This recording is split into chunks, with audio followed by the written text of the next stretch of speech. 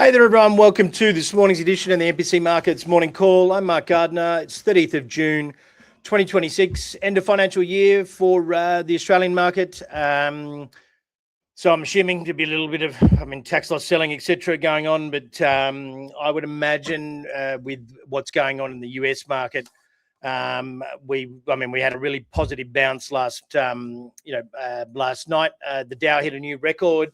Google's been added to the Dow, albeit we had a bit of a discussion this morning about how the Dow's, from how it's sort of calculated, probably not the best example, and a bit of an old school hark to the past. But it hit a new record last night. Tech drove the rebound overall. It was a bit of a horror week for those memory chips and semiconductor stocks, etc. We saw quite the rebound last night, and a little bit of a rebound on the hyperscalers. So I would say it's a bit of end of quarter window dressing overall, and I would expect it yet again in a quiet week leading into the 4th of July to definitely probably happen again. I think you'll see the broader market probably head higher over the course, basically over the course of the next 24 hours. So those fund managers in the US can get their, get their end of quarter bonuses up, which is just the way of the world. Tesla was up quite a bit, and as you can see there, sort of in towards the middle of the heat map there. Applied Materials, GE Vernova, GE Vernova got a major upgrade last night from one of the brokers.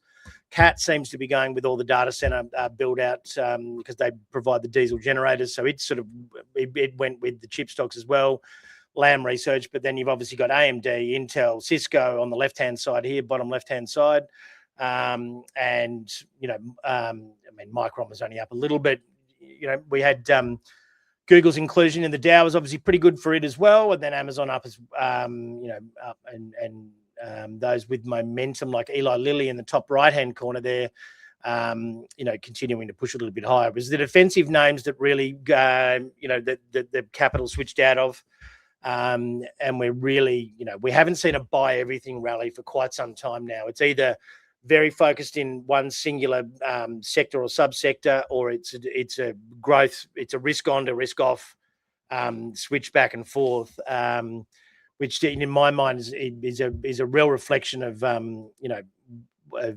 basically that there's not much conviction to this move overall, because you're rarely seeing that buy everything sort of move. So Aussie market should be pretty decent. I think it's the SPY was generally up a little bit. It's around about the 88.25 mark in the futures. It was only up around about 3 points.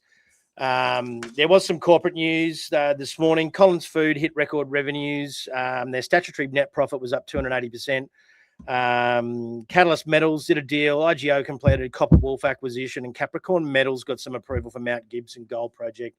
So there's a little bit of corporate news that is just getting lodged towards the end of the quarter as well. So maybe there's a little bit of positivity around that potentially. We've got RBA minutes at 11:30 today. That'll probably be pretty closely watched, I would imagine, in terms of how hawkish the RBA actually is. I suspect probably more hawkish than the media, than the media wants to tell you. But that it's whatever way they want to spin it, I suppose. But there's a lot of stories in the paper recently, over the course of the weekend, very much highlighting those, the 5-year lows in auction clearance rates since COVID and all that sort of thing. So, but you've got to be mindful that these guys sell, particularly the Fairfax owned papers, sell a lot of advertising space on their real estate websites, etc. So they're never going to be too bearish, but essentially you don't want to kick the asset that everyone owns. So the stocks basically at this point. So the bounce out of COVID is the only quarter that's outperformed this quarter since 2019. So I would imagine that's one of the most stunning quarters we've seen in recent times. I'm going to go back and do and broaden this out for the S&P 500 to a longer time frame. But I really think, obviously that bounce out quarter there in 2022 was off the back of a down 20%. This bounce or this jump up here is at the back of a down 4%. So realistically, this is probably one of the best quarters we've seen in a decade or more. Very much driven by like that hot money in the tech, in the semiconductors and the enablers for the data centers, etc. But we're starting to see a little bit of a sell-off in the Mag 7, like the people paying for it and writing the checks in this AI build out. And the people receiving those checks. So I would say this is more a illustration of more of taking profits. A very compelling argument to be taking profits, I would have thought, given that we statistically we've not had a quarter like it in basically forever, and essentially it's what is pumping up these memory chip stocks and these semiconductor stocks is to the detriment of the other half of the market. So overall, commodities, we're still getting that sort of US dollar strength and that sort of thing. It wasn't so pronounced last night, but I think we've got the yen at a 40-year low against the US dollar.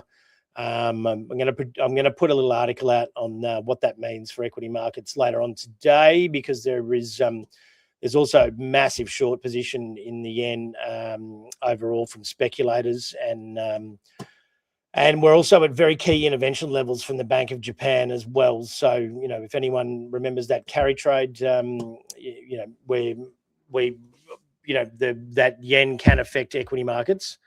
And it's worth just keeping an eye on. It's not necessarily something you want to be putting your like molding your strategy around, but it's definitely something to keep an eye on, because it can take you a little bit by surprise, particularly when those Asian markets get very very volatile.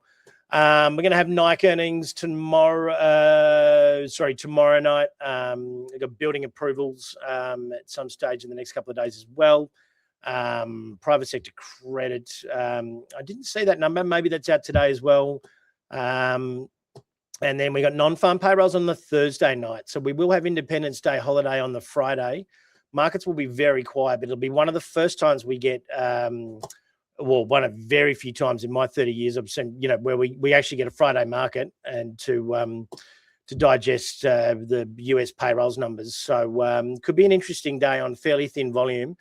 The market is going to close early on that Thursday night. There's a bit of a rule over there. They don't like to be closed more than 4 days in a row. So sort of they get 3.5 days for that Independence Day holiday. And you would expect volumes to start to pick up a little bit from about Tuesday next week in that US market overall. So yeah, really realistically, I think we're going to have pretty whippy conditions over the next couple of days.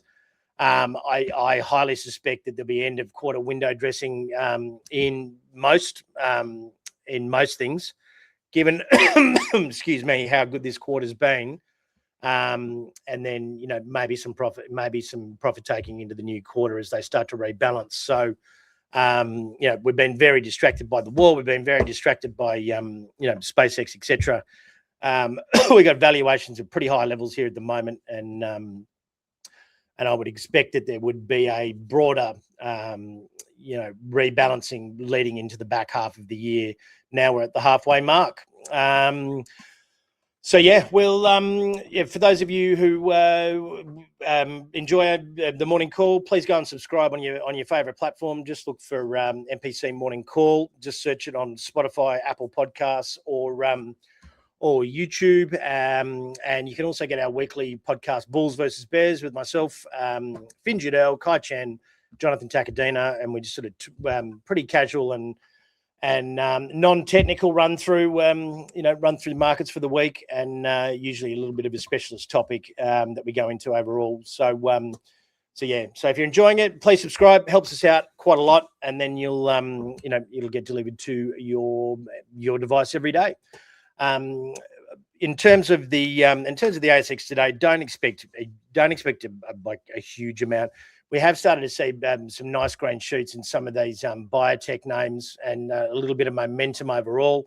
I kind of expect that to continue. It's been a really downtrodden sector for quite some time, and there's some pretty decent quality names there that I believe will be people will start to have a bit of a look at now, and obviously some of that hot money that was sitting in gold and silver, etc., has got to find a new home, and it looks to be some early stages of a little bit of buying. Neuron Pharmaceuticals helped things yesterday, and 4DX actually being the top two performers, up anywhere from 15 to 30%. Telix through pretty critical technical levels around 16. CU6 obviously went up as well. There's it looks to be a little bit of attention, a little bit of hot money coming back into what are pretty good quality names. If you've got the stomach for biotech and you actually understand what their runways are like. So yeah. But look, people, have a great day, and we will speak again tomorrow.